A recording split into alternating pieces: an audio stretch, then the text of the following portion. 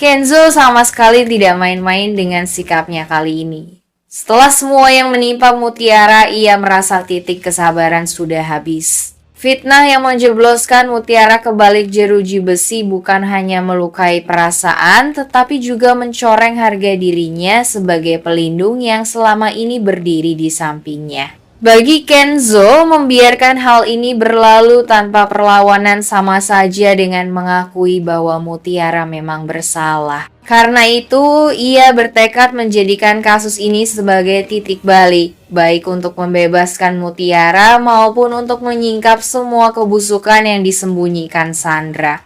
Keterlibatan Pak Aditya menjadikan situasi jauh lebih serius dengan pengaruh, pengalaman, dan kewibawaan yang ia miliki. Langkahnya memberi tekanan besar terhadap Sandra. Begitu ia mendengar kabar bahwa Mutiara dijebloskan ke penjara karena tuduhan pencurian berlian, Pak Aditya langsung menilai ada kejanggalan. Ia tidak bisa tinggal diam, apalagi karena ia merasa Mutiara sudah menjadi bagian dari lingkaran keluarganya. Maka, tanpa menunda waktu, ia menghubungi pengacara terpercaya untuk mengambil alih proses hukum, memeriksa setiap detail bukti, hingga mencari celah kebenaran yang bisa membuktikan ketidakbersalahan Mutiara. Kekuatan keluarga kini berpihak pada Mutiara. Aurel yang tidak lagi ragu atas ketulusan sahabatnya berdiri di garda depan memberikan dukungan moral. Big Ipah dengan kesetiaannya juga tidak berhenti menenangkan Mutiara setiap kali ia mulai goyah. Kenzo sendiri meskipun masih penuh amarah berusaha menjaga ketegasannya agar tidak terlihat gegabah. Semua itu menjadi fondasi kuat bahwa Mutiara tidak lagi sendirian menghadapi tekanan besar ini. Sandra di sisi lain mulai merasakan panasnya situasi. Rencana yang awalnya ia anggap rapat dan tidak mungkin terbongkar, perlahan berubah menjadi jerat yang siap menelannya sendiri. Ketika mendengar kabar bahwa Kenzo dan Pak Aditya sedang menggerakkan tim hukum untuk membuktikan kebenaran, jantungnya berdegup lebih kencang. Meskipun ia berusaha menyembunyikan kegelisahan dengan wajah dingin, di balik itu Sandra dihantui ketakutan. Ia sadar bahwa jika bukti rekayasa berhasil ditemukan, posisinya akan terbalik. Dari pihak yang menuduh menjadi pihak yang dituntut. Kenzo dalam diam menyiapkan rencana lebih jauh. Ia tidak hanya ingin membebaskan Mutiara, melainkan juga ingin memberi pelajaran kepada Sandra agar tidak lagi bermain dengan fitnah. Tekadnya begitu bulat hingga setiap langkah yang ia ambil diperhitungkan secara matang. Di dalam hati kecilnya, Kenzo tahu bahwa ujian ini bisa menjadi penentu masa depan Mutiara. Apakah ia akan terus terjebak dalam bayangan tuduhan atau justru keluar dengan kehormatan yang lebih besar?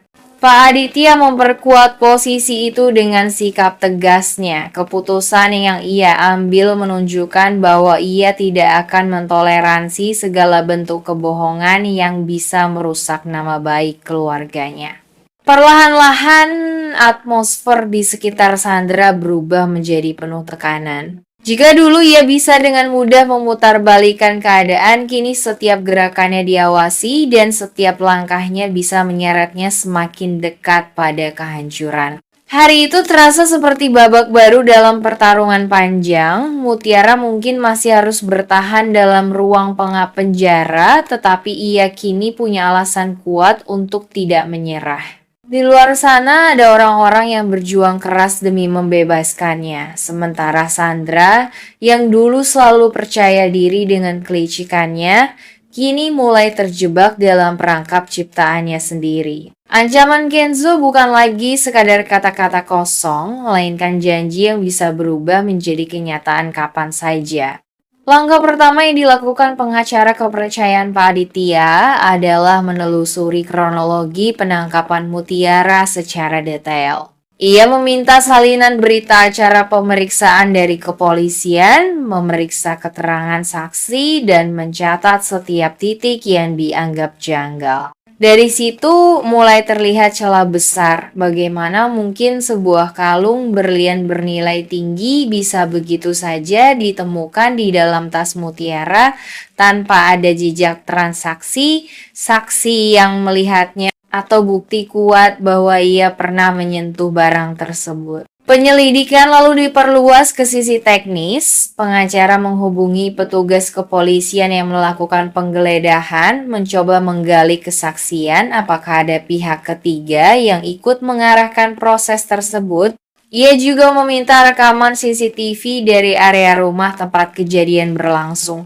Rekaman ini sangat penting karena bisa menjadi bukti visual apakah benar Mutiara mengambil kalung tersebut atau justru ada seseorang yang diam-diam memasukkan barang ke dalam tasnya.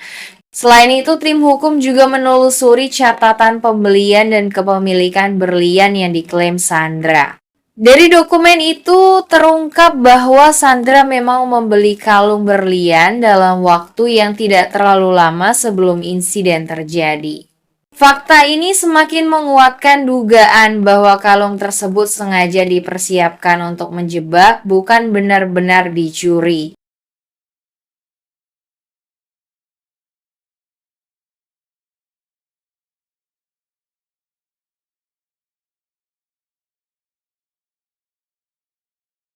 Tekad mencari keadilan.